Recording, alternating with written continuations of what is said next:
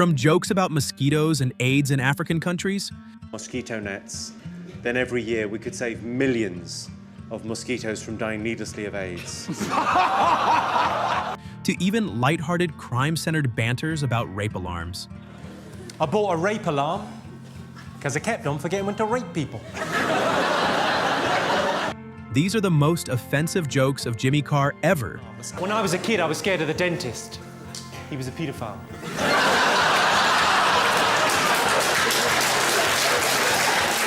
While that might have been a little far off for some, it's a tip of what you get in a Jimmy Carr show. There's way more than you can imagine. I've got a Muslim friend who's really religious. He knows the Quran backwards, which is handy because that's how you read it. Surprisingly well-informed and inoffensive joke about the Islamic faith. And that's because I'm not a fucking idiot. What are the Christians going to do? Forgive me? Now, this was way more than just what an hopefully imaginary dentist did. Chill, religious friend. It's Jimmy Carr making the jokes, not us. Having sex is like riding a bike. My uncle taught me when I was a kid.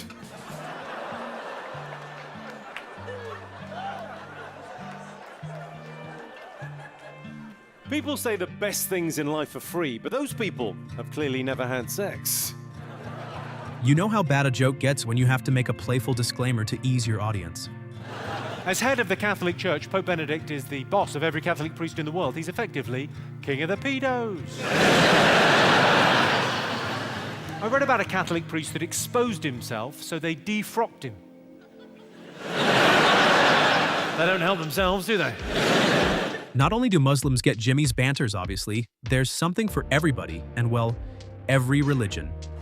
When I read about Joseph Fritzl building a cellar under his house to imprison his own daughter for 24 years so he could systematically torture and abuse 2 generations of his own family, here's my first thought. This is how middle class I am. My first thought was, I bet he didn't have planning permission for that.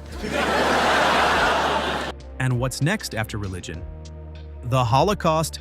Strap up for this one.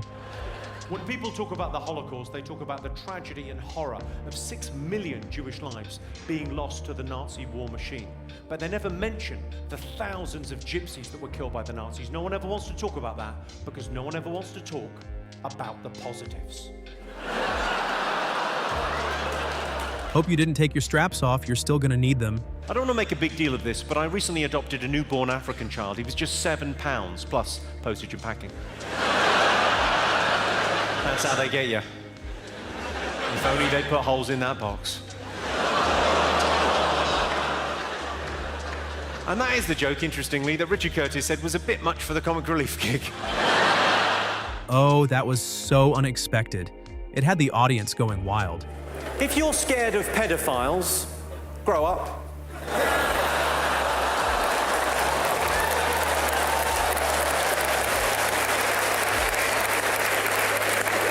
At least that was a much lighter joke. The best I could get, in fact. I like to try and see the silver lining. I see the world through rose-tinted glasses. I think it's because of this job. Even something as awful as the AIDS epidemic, I like to think of AIDS, in my little head, as a massive game of gay it. Gotcha! Chase me. Sorry, I don't want to sound homophobic. All homosexuals are fucking arseholes. A little too late to cry after the head is cut off, don't you think, Jimmy? People say the book's always better than the film. Yeah, the book's always better than the film. I don't agree with that. I can think of loads of films that are much better than the book. Cum-guzzling sluts. I must have seen that film 100 times. It's much better than the book. The book's all stuck together and it smells funny. Well, that's wild. But it's a Jimmy Carr show. You should expect jokes that'll leave you stuck between laughing and being bothered. When I was a kid, I had an imaginary friend, and I used to think that he went everywhere with me, and that I could talk to him and he could hear me, and that he could grant me wishes and stuff. And then I grew up, and I stopped going to church. Well, that seems to have divided the room somewhat. There's 2 distinct groups there. There's people that thought that was funny, and then there's a larger group who will be going to heaven.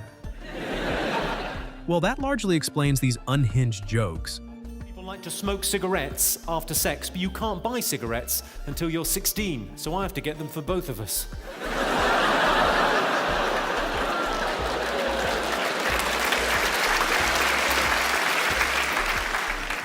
You think it's wrong I'm buying a 15-year-old girl cigarettes?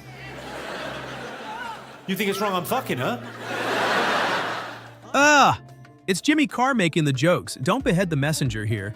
Oh well, you signed up for dark jokes, didn't you? I'm kidding.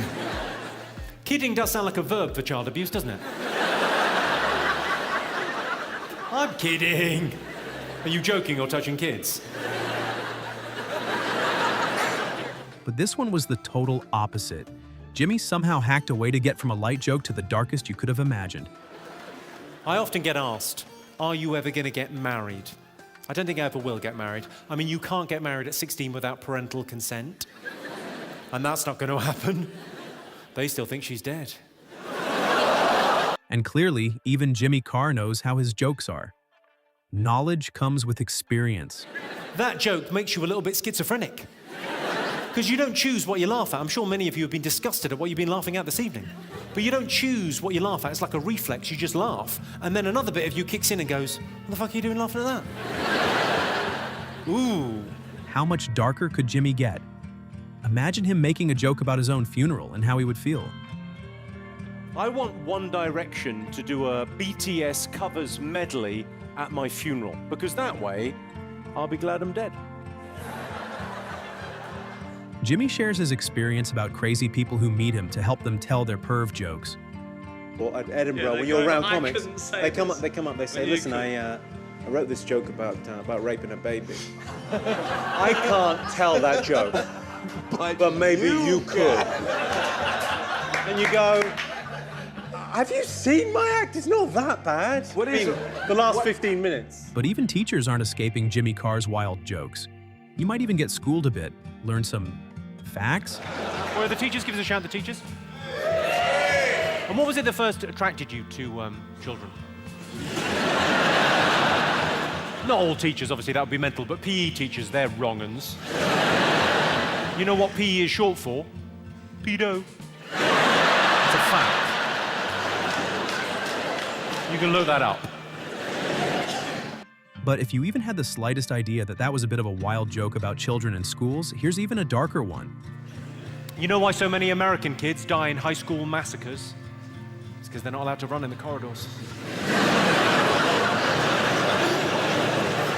Take your time with that, that's wrong on a number of levels. Type of joke you have to give the audience some time to process. But in this one, even Jimmy Carr gets roasted in his own gig. Just as I'm halfway through a joke, my mum died of cancer. I thought, shit the bed, what the fuck? I thought, well, I'll deal with this logically and in order. I said, well, firstly, I wasn't talking about mums, and secondly, I wasn't talking about cancer.